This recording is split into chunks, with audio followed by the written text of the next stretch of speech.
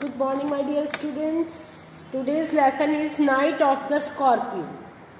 English का lesson है और 18th लेसन है. ये एक पोयम है. पोयम जो है the poem night of the scorpion is composed by Nissim Ezekiel. ये जो पोयम है ये निसीम इजेबिल के द्वारा लिखी हुई है. It was a rainy night and scorpion stung the mother of the poet.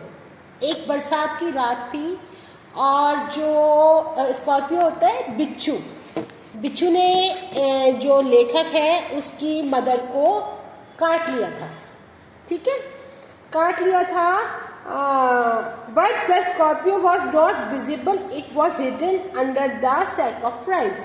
लेकिन क्या हुआ, जो स्कॉर्पियो था या जो बिच्छू था वो किसी को नजर नहीं आ रहा था. वो कहाँ छुप गया था?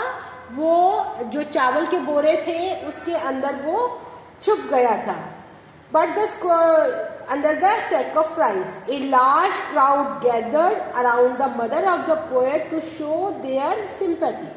अब की गांव के बहुत सारे लोग उस पोएट की मम्मी के पास आ गए, उसको मतलब सांत्वना देने के लिए, उसकी देखभाल करने के लिए. सब चारों तरफ से उसको घेर करके खड़े हो गए. They said the gods name 100 times so that the Scorpio was paralyse. वो कहने लगे कि भगवान का अगर हम 100 बार नाम लेंगे तो जो बिच्छू है वो एक तरह से पैरालाइज हो जाएगा और उसका जहर जो है मदर के ऊपर नहीं चढ़ेगा. They wanted the Scorpio stand still to avoid the spread of poison in mother's body.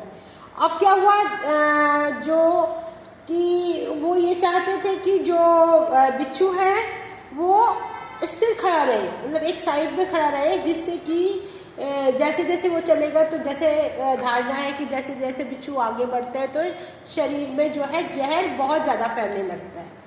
तो मतलब उन्होंने कहा कि जो बिच्छू है वो एक जगह पर ही खड़ा रहे जिससे कि माँ के शरीर में जहर ना फैल सके.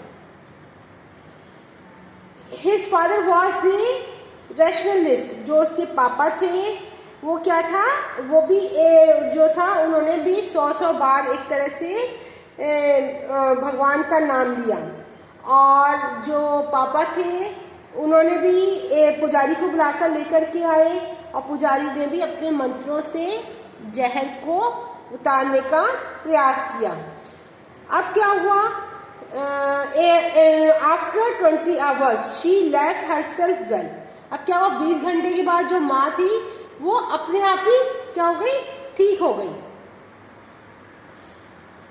अपने आप ही ठीक हो गई. She forget her pain and thank God for her children who were spared by the scorpion stung. अब उन्होंने जब वो 20 घंटे के बाद माँ जो थी वो अपने आप उनका जहर कम हो गया और वो खड़ी हो गई, ठीक हो गई, तो उन्होंने भगवान का क्या किया, धन्यवाद दिया और कहा कि हे ईश्वर, आपने मेरी सहायता करी और वो जो बिच्छू है और उसने मेरे किसी बच्चे को डंक नहीं मारा और मैं भी बिल्कुल ठीक हो गई. तो उसने जो है भगवान का बहुत बहुत शुक्रिया अदा किया. ये पूरे पोएम का मैंने आपको एक तरह से सारांश बताया है, समरी बताई है. पोएम बहुत लंबी है ये और इसको हम स्टैंजा वाइज ही इसको हम पढ़ेंगे इसको. अब जैसे the peasants came like swarm of flies, इसको आप अपने आप पढ़ोगे इसको स्टैंजा को. इसकी क्वेश्चन आंसर छोटे छोटे हैं. From which poem have the above lines been taken, कहाँ से लिखे हैं ये लाइन में, कौन सी, अभी मैंने आपको बताया द नाइट ऑफ स्कॉर्पियो.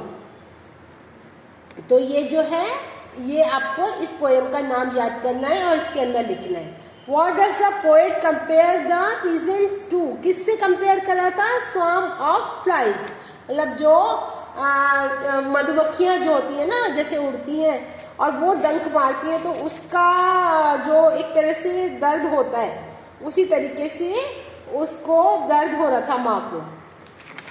फिर उसके बाद है Who is evil one? कौन था, कौन वो था उनका एविल, कौन था, जो स्कॉर्पियो था. यानी कि जो बिच्छू था वो the evil one is the scorpion which stung the poet's mother, जो पोएट की मम्मी को जिसने काटा था। Why was he not found, क्यों नहीं मिल रहा था वो, क्योंकि वो कहाँ छुप गया था, because he disappeared to the rain after stinging the poet's mother, मतलब वो बरसात के अंदर कहीं गायब हो गया था और वो चावल के बोरे के पीछे जाकर के छुप गया था काटने के बाद। अच्छा, इसमें है find word from the stanza which have the following meaning, stop movement और वेरी बिग। स्टॉप मूवमेंट में क्या उसने कहा, मम्मी जो है मेरी पैरालाइज हो जाएगी, पैरालाइज मतलब उसके सारे मूवमेंट्स रुक जाने। और वेरी बिग का हो गया जाइंट, जाइंट मतलब दानव के आकार का। अब सेकंड पैसेज है, with every movement that the scorpion made his poison move in mother's blood they said, और यह become diminished by our pain. ये पूरा पैसेज जो है वो सेकंड है, आपकी बुक के अंदर है, मार्क किया हुआ है, आप इसको करोगे तो समझ आ जाएगा। Who are they in the second line, वो कौन है, they are here the peasant, जो मतलब आसपास के लोग थे वो है इसमें। Why did they pray that he should sit still, मतलब वो सब क्यों प्रेयर कर रहे थे, वो सब ये चाह रहे थे कि जो लेखक की माँ है वो जल्दी से ठीक हो जाए और वो पैरालाइज ना हो जाए। They prayer that the scorpion should sit still, वो जो बिच्छू है वो अपनी जगह पर ही रहे, जिससे कि they believe that with his movement his poison also move into the blood of poet's mother, कि जैसे अगर बिच्छू घूमेगा तो जो उसकी माँ के शरीर में जो जहर है वो भी उसी तरीके से घूमने लगेगा। What does it all show about the minds of them? क्या दिखाता है? It all shows that the peasants are illiterate and superstitious. वो दिखाता है कि वो जितने भी लोग थे वो ज़्यादातर क्या थे, एक तरह से पढ़े लिखे नहीं थे और पुराने विचारों वाले थे। How do they anticipate that the signs of previous birth of the poet mothers to be burnt? They anticipate that the signs of previous birth will be leveled by his poison. इसके बाद इसमें आपको words found करने, going ahead and earlier. तो going ahead में क्या हो गया, मूवमेंट, और अर्लियर में क्या हो गया, अर्लियर मतलब प्रीवियस, पहले से। अर्लियर का भी मतलब वही होता है और प्रीवियस का भी। और गोइंग अहेड आगे बढ़ो, यानी कि मूवमेंट पे हो। फिर उसके बाद है, may the poison purify your flash of desire and your spirit of ambition, the peace of understanding on each face, more candles, more lantern, more neighbours, more insect and the endless rain. अब who speaks these lines, किसने बोला, जो आसपास के peasant जो थे उन्होंने ये लाइन को बोला। Why did they sit around the poet's mother, क्यों बैठ गए थे, they sat around the poet's mother to show their sympathy with her all the time of her pain। जैसे उसकी मम्मी को दर्द होता था तो वो सब आसपास बैठे हुए थे कि भाई हम इनकी सहायता करेंगे। Explain the last two lines of stanza. The last two lines of stanza means that it rained heavily, मतलब क्या है उसमें कि चारों तरफ बहुत तेज बरसात हो रही है। And more and more insect came out, also more and more peasants come to the poet's house, कि जो है छोटे छोटे कीड़े मकोड़े भी निकल निकल के आ रहे हैं और जो आसपास लोग रहते थे वो भी पोएट के घर आ रहे हैं, जो कि अपनी हाथ में मोमबत्ती और लालटेन लेकर के आ रहे हैं। Find out words and phrases from the stanza which suggest the rainy season. Rainy season किसका है, एंडलेस रेन, और क्या है, मोर इंसेक्ट। ये शो कर रहा है, ये वर्ड जो है ये बता रहे हैं इसमें।